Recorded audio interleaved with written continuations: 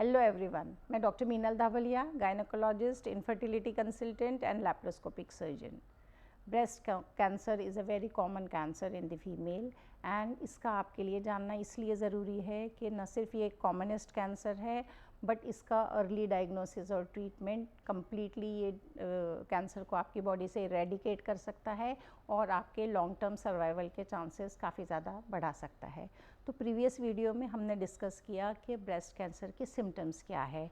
जब एक लंप है, एक आपको लंप फील हुआ ब्रेस्ट में, या आपकी ब्रेस्ट का साइज़ एंड शेप अगर आपको चेंज लगा, या आपकी ब्रेस्ट की स्किन पे आपको कुछ चेंजेस लगे, या anything abnormal you feel about your breast, then it is the time to take earliest consultation with your doctor. So कभी भी अगर आपको ये लग रहा है कि ब्रेस्ट में लंप है और आप आपके डॉक्टर से मिल रहे हैं, तो डॉक्टर आपको फ़र्स्ट एक कंप्लीट आपका एक हिस्ट्री लेते हैं, जिसमें आपको उनको ये जानना ज़रूरी होता है कि आप वो रिस्क फैक्टर्स में आते हैं कि क्या आपकी एज कितनी है, या आपने कुछ वो हार्मोन रिप्लेसमेंट थेरेपी ली है, या आपकी फैमिली में किसी को ब्रेस्ट कैंसर की हिस्ट्री है। देन वो आपको एक सिस्टमिक एग्जामिनेशन के बाद एक डिटेल आपका ब्रेस्ट एग्जामिनेशन करते हैं। मोस्ट ऑफ द टाइम ये breast examination they do it in 2 way, एक स्टैंडिंग पोजीशन में and then they make you lie on your back and then they check your breast, and last में वो आपके axilla को भी check करते हैं टू नो कि अगर वहाँ कोई लिम्फ नोड पाल्पेबल है, जो ये बताते हैं कि ये डिसीज़ का शायद एक्सटेंट थोड़ा सा ज़्यादा हो सकता है। एंड आपको एक कंप्लीट चेकअप के बाद वो आपको कुछ इन्वेस्टिगेशन एडवाइस करते हैं। जो सबसे इम्पॉर्टेंट इन्वेस्टिगेशन है ब्रेस्ट कैंसर की, जिसे हम कहते हैं मेमोग्राफी। मेमोग्राफी एक स्पेशलाइज्ड टाइप का एक्सरे है जो काफ़ी सारे न सिर्फ कैंसर बाकी काफ़ी डिसीज़ेस के बारे में भी ब्रेस्ट में बताता है। Most of the time when the doctor is suspecting cancer, then वो मेमोग्राफी के साथ आपको एक सोनोग्राफी भी करने का कहते हैं, and mammography and sonography combined आपको एक परफेक्ट पिक्चर देती है। कभी कभी थोड़ा सस्पिशन रहता है मेमोग्राफी और सोनोग्राफी करने के बाद भी, ऐसे केसेस में आपके डॉक्टर आपको MRI ब्रेस्ट करने का भी सजेशन दे सकते हैं। Now once you do all the test and doctor के पास जब वो रिपोर्ट्स आती है, then they do the staging of the cancer. तो ये स्टेजिंग ऑफ द कैंसर क्या है? स्टेजिंग बताता है कि कैंसर का एक्सटेंट कितना है, और ये उनको हेल्प करता है एक परफेक्ट ट्रीटमेंट आपके लिए बनाने के लिए, और उससे ये भी पता चलता है कि ये डिसीज़ का प्रोग्नोसिस क्या होगा। And once they are ready with the staging and all the reports, staging के लिए हाँ कभी कभी उन्हें CT scanning and bone scan की भी ज़रूरत पड़ती है, जो ये बताता है कि क्या वो डिसीज़ ब्रेस्ट को छोड़कर कहीं बॉडी के दूसरे पार्ट में भी स्प्रेड तो नहीं हो गई है। When the doctor has all the tests and reports, then they shout out a plan for you for the treatment of breast cancer. Now breast cancer के treatment के लिए अलग अलग modalities available है। जो most common modality है वो surgery. तो most of the time हर पेशेंट में the primary treatment remain surgery, जिसमें आप कैंसर को ब्रेस्ट से निकाल लेते हैं। तो डिफरेंट टाइप की सर्जरीज अवेलेबल है ब्रेस्ट कैंसर के लिए, डिपेंडिंग ऑन दी साइज़ कितना है, उसका एक्सटेंट कितना है, उसका स्प्रेड कितना हो चुका है। तो फर्स्ट इज़ लंपेक्टोमी। लंपेक्टोमी उन लोगों में करते हैं जिसमें size of the tumour is very small, तो डॉक्टर सिर्फ वो लंप निकाल देते हैं एंड दे टेक केयर के while removing a lump they remove the surrounding normal tissue का थोड़ा एक बॉर्डर भी, ताकि उसका कहीं और दूसरी जगह पे स्प्रेड ना हो। इसे यंग पेशेंट में करते हैं, इसे जिसमें ट्यूमर बहुत छोटा है उनमें कर सकते हैं, and this is a type of breast conserving surgery. जो दूसरी सर्जरी है जो बहुत कॉमन है, जिसे हम कहते हैं मास्टेक्टोमी, जिसमें पूरा ब्रेस्ट निकालने की ज़रूरत पड़ती है। ये जो ट्यूमर थोड़े ज़्यादा बड़े हैं उनके लिए ज़रूरी है, और थोड़े जो जिनका ग्रेडिंग एंड स्टेजिंग ज़्यादा है उन लोगों में ये वाला करना पड़ता है।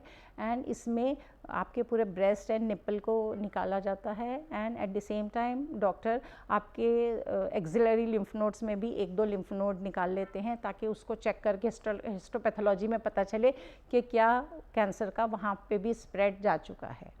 तो थर्ड जो आता है जिसे हम कहते हैं रेडिकल और एक्सटेंडेड मास्टेक्टोमी, जिसमें न सिर्फ आपका ब्रेस्ट और निपल बल्कि अंडरलाइंग पेक्टोरलिस मसल है वो भी निकालते हैं, and at the same time आपके lymph nodes, axillary lymph node, जितने लिम्फ नोड हैं वो सब के लिम्फ नोड्स को निकालते हैं। ये उन लोगों के लिए हैं जिसका बहुत बड़ा कैंसर है, the lump is very big and उसमें ये पता चला है कि चांसेस आर देयर कि लिम्फ नोड्स भी काफ़ी ज़्यादा इन्वॉल्व है। इन लोगों में ये टाइप की सर्जरी करने की ज़रूरत पड़ सकती है। नाउ सर्जरी के साइड इफ़ेक्ट क्या होते हैं? Most of the time since it's a cancer you need to go for the surgery, but mastectomy और रेडिकल मैस्टेक्टॉमी में कभी कभी थोड़े पेशेंट को पेन होने लगता है post surgery, and then there is a chances of bleeding, या साइड में थोड़ा सा इन्फेक्शन होने के चांसेस होते हैं, या जिस साइड से उनका ब्रेस्ट निकाला गया है वो हाथ में उनके स्वेलिंग आने के चांसेस होते हैं। वो इस वजह से होता है कि वहाँ से आपके काफ़ी ज़्यादा लिम्फ नोड निकाले गए हैं जो आपके बॉडी के फ्लूइड को ड्रेन करते हैं, इसलिए वो फ्लूइड कलेक्ट होने लगता है आपकी बॉडी में, बट वो आपको लॉन्ग रन में कोई ज़्यादा प्रॉब्लम नहीं देते। और ये जो छोटी छोटी साइड इफ़ेक्ट्स हैं वो भी डॉक्टर के ट्रीटमेंट के बाद सही हो सकते हैं। Now the second modalities which come is chemotherapy. Chemotherapy एक ड्रग्स हैं जो cancer cell, fast growing cell को अटैक करती है, लाइक कैंसर सेल। तो वो इन लोगों में करते हैं कि जिनमें आपको पता चला है निकालने के बाद कि it has spread to the lymph nodes also, या ट्यूमर बहुत ज़्यादा बड़ा है, उन लोगों में सर्जरी के बाद कीमोथेरेपी देने की ज़रूरत पड़ती है, या इन केसेस में जिसमें the cancer has spread to the other body parts also, जिसमें आप सर्जरी प्राइमरी ट्रीटमेंट नहीं होता है, बट आप सिर्फ लम्प को डीबल्किंग के लिए यूज़ करते हैं, बट प्राइमरी ट्रीटमेंट आपका कीमोथेरेपी होता है जो आपके बॉडी के कैंसर सेल को ख़त्म करने में काफ़ी ज़्यादा हेल्प कर सकता है। The side effect of chemotherapy की आपको काफ़ी साइकिल करनी पड़ती है, एंड उसके साइड इफ़ेक्ट से since it attack cancer cell, उसके साथ थोड़े नॉर्मल सेल भी उससे अफेक्ट होते हैं, तो काफ़ी ज़्यादा नौशिया देता है, पेशेंट को वॉमिटिंग होता है, बहुत ज़्यादा वीक फील होता है, एंड कभी कभी they have the history of hair loss also. But जैसे जैसे आप ठीक होने लगते हैं थोड़े दिनों में आपकी ये सिम्टम्स काफ़ी ज़्यादा कम हो सकती है। The other modality is radiotherapy. Radiotherapy में जिसमें आपकी सर्जरी के बाद if the tumour is found to be a aggressive type of tumour, तो या फिर वो बहुत बड़ा ट्यूमर था तो निकालने के बाद उसके रिकरेंस नहीं होना चाहिए, इसके लिए आपके डॉक्टर रेडियोथेरेपी आपको एडवाइस करते हैं। जनरली रेडियोथेरेपी के बाद पेशेंट को थोड़ा पेन हो सकता है, रैशेज़ और इचिंग होने के चांसेस होते हैं, बट ये भी over a period of time कम हो सकते हैं। इन सबको तीन मेन ट्रीटमेंट को छोड़कर जो दूसरे ट्रीटमेंट आए हैं, जिसमें एक और इम्पॉर्टेंट ट्रीटमेंट है जिसे हम कहते हैं हार्मोन ट्रीटमेंट या हार्मोन ब्लॉकिंग ट्रीटमेंट, जिसमें हार्मोन थेरेपी से आपके कैंसर को ठीक करते हैं, बट ये एक एडजुवेंट थेरेपी है, मतलब ये प्राइमरी ट्रीटमेंट नहीं है। Most of the time surgery के बाद आपको ये ट्रीटमेंट चालू किया जाता है। एक और ट्रीटमेंट है जिसे कहते हैं ड्रग स्पेसिफिक थेरेपी, जिसमें टारगेटेड थेरेपी इज़ बेसिकली कि जो कैंसर के सेल के अंदर के जो स्पेसिफिक प्रोटीन्स है या स्पेसिफिक थिंग्स हैं उसको अटैक करती है, जिससे सिर्फ कैंसर सेल डैमेज होते हैं और आपके नॉर्मल बॉडी के सेल को स्पेयर कर सकते हैं। एक न्यू थेरेपी जो आई है बहुत ज़्यादा और उस पर काफ़ी ज़्यादा रिसर्च चल रहा है, वो है इम्यूनोथेरेपी। सो इम्यूनोथेरेपी क्या है?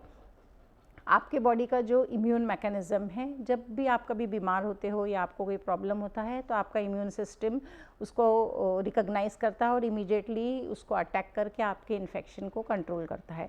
बट कैंसर में ये नहीं हो पाता है, बिकॉज कैंसर सेल एक ऐसा प्रोटीन सिक्रीट करते हैं जो आपके बॉडी के नॉर्मल सेल को, इम्यूनिटी वाले सेल्स को ब्लाइंड कर देता है, जिससे आपका इम्यून सिस्टम उसको रिकॉग्नाइज नहीं कर पाता, इसलिए वो कैंसर सेल को अटैक नहीं कर सकता। सो इम्यूनोथेरेपी जो एक न्यू एडवांस है वो यही चीज़ है कि इसमें आप आपके इम्यून सिस्टम को इतना एम्पावर कर देते हैं कि वो जैसे ही कोई आपकी बॉडी में कैंसर सेल बढ़ने लगता है वो उसको इमीडिएट, आपका खुद का इम्यून सिस्टम उसको इमीडिएटली अटैक करता है एंड अर्लीस्ट उसको ख़त्म करने की कोशिश करता है। तो ये सब ट्रीटमेंट थे जो बेसिक ट्रीटमेंट है जो कैंसर के, ब्रेस्ट कैंसर के ट्रीटमेंट के लिए अवेलेबल है। एक लास्ट ट्रीटमेंट जो है जिसे हम कहते हैं पैलिएटिव केयर और सपोर्टिव ट्रीटमेंट, जो कि टर्मिनल डिसीज़ के लिए है। कभी कभी ये एडजुवेंट करके भी यूज़ होता है, मतलब सर्जरी के बाद या रेडियोथेरेपी के बाद अगर आपको बहुत ज़्यादा पेन है या प्रॉब्लम है, ये रिकरेंट ऑफ डिसीज़ हुआ, फिर से डिसीज़ आई, तो भी ये होता है। But basically this is for the terminal disease, जिसमें आपको मालूम है कि आप उसका पूरा निकालना या पूरा ट्रीटमेंट पॉसिबल नहीं है, या आपकी पूरी बॉडी में पेशेंट की स्प्रेड हो चुका है, तो ऐसे केसेस में ये पैलिएटिव ट्रीटमेंट आता है. It is done by the doctors and the specialised nurses and the physiotherapist. वो आपको कुछ ऐसी मेडिसिन्स देते हैं जिससे आपके पेन कम हो जाए एंड जो आपको उसके सिम्टम्स आ रहे हैं वो कैंसर के काफ़ी ज़्यादा कम हो जाए. तो ब्रेस्ट कैंसर का बहुत ज़्यादा एंड एडवांस ट्रीटमेंट अवेलेबल है. आपके लिए ज़रूरी है कि आप अपना एक ब्रेस्ट का अवेयरनेस रखिए ताकि अर्लीस्ट सिम्टम पे आपको पता चले कि ब्रेस्ट में कुछ एबनॉर्मलिटी है, so that you can go to the doctor and doctor will diagnose and give you the right treatment. So this was all about the breast cancer. Now how you want to prevent it, and then आपका breast awareness कैसा होना चाहिए, मतलब आप अपने breast का checkup कैसा करोगे जिसमें आपको पता चले अर्लीस्ट अगर कुछ एबनॉर्मलिटी आती है तो सबसे पहले अर्लीस्ट आपको पता चलना चाहिए. That we are going to cover in the next video. तो please listen and watch the next video. Thank you for watching.